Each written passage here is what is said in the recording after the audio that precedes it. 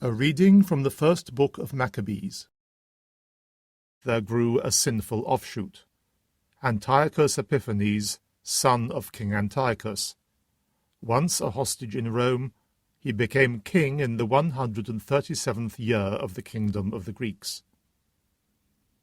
It was then that there emerged from Israel a set of renegades who led many people astray. "Come," they said, "let us reach an understanding with the pagans surrounding us, for since we separated ourselves from them, many misfortunes have overtaken us."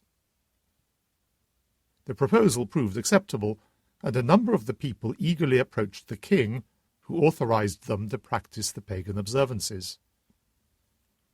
So they built a gymnasium in Jerusalem, such as the pagans have, disguised their circumcision, and abandoned the Holy Covenant, submitting to the heathen rule as willing slaves of impiety.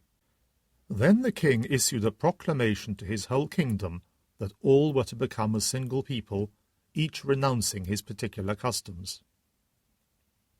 All the pagans conformed to the king's decree, and many Israelites chose to accept his religion, sacrificing to idols and profaning the Sabbath.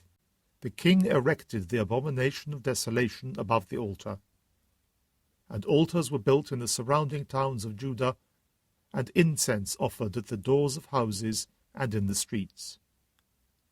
Any books of the law that came to light were torn up and burned.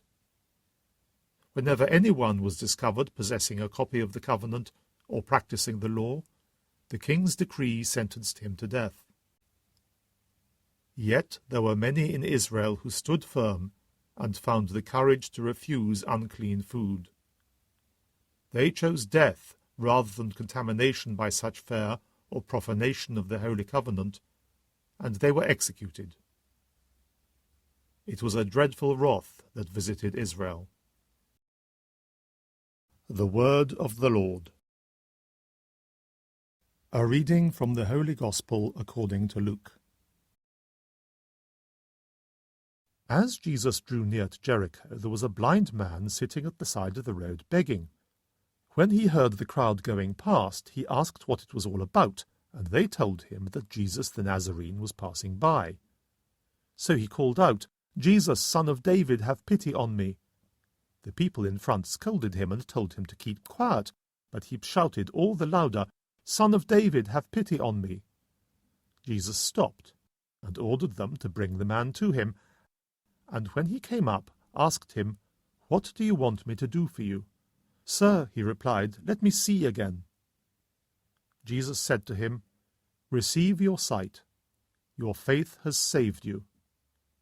And instantly his sight returned, and he followed him, praising God, and all the people who saw it gave praise to God for what had happened.